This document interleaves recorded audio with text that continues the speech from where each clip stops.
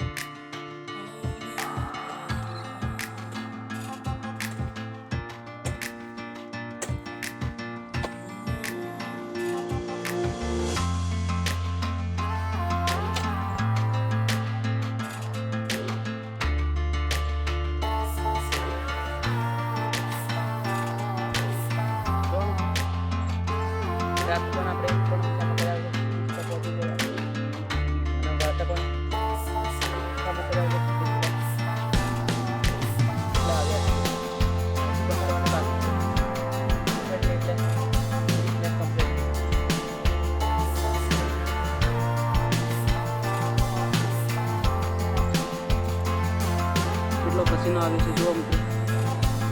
મને લાગે છે કે ખેડૂતને જીવની જરૂર છે।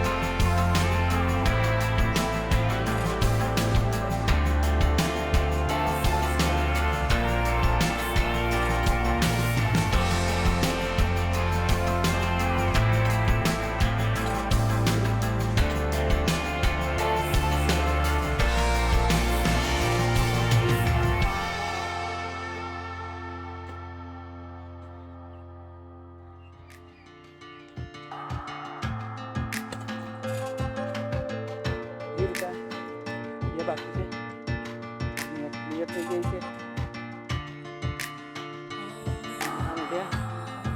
આ છેડાના મૂઢિયા પણ બાકી છે, આ છેડાના મૂઢિયા પણ બાકી છે। પછી નાખવાની પાણી સાથે પણ છે. એક પટ્ટીઓ એટલે દવા નાખવાની બીજી પટ્ટી. મિત્રો ફાઇનલી આપણી આ નેક છે અને આ મૂઠિયા પણ કરી દીધા. જુઓ પાળીને નેકને અડાડી દીધી છે એટલે મૂઠિયા કરી દીધા છે અને નેક કેટલી મસ્ત બની છે. તો અહીંયાનું કામ પતી ગયું છે. હવે કયું કામ બાકી છે? તો પેલા સીટે મૂઠિયા બાકી છે, એને પણ કરી દેવાના છે. જો મિત્રો હવે આટલા મૂઠિયા આટલેથી છે કેટલા બાકી છે. બાકી આપણું ખેતર તૈયાર થઈ ગયું છે પાવા માટે. કાલે ઉતાવળમાં આપણે પેલી મૂઠિયા 2-3 કરી અને પાણી વાળી દીધું હતું. હવે આજના વાગે લાઈટ આવશે અને ક્યારે પાણી વાળે છે એ ખબર નથી, કારણ કે તમાકુ વાવવાનું બાજુમાં અમારા કાકાને ચાલુ છે તો એમાં પણ પાણી જવાનું છે. હવે આમાં ક્યારે વળે છે ખબર નથી.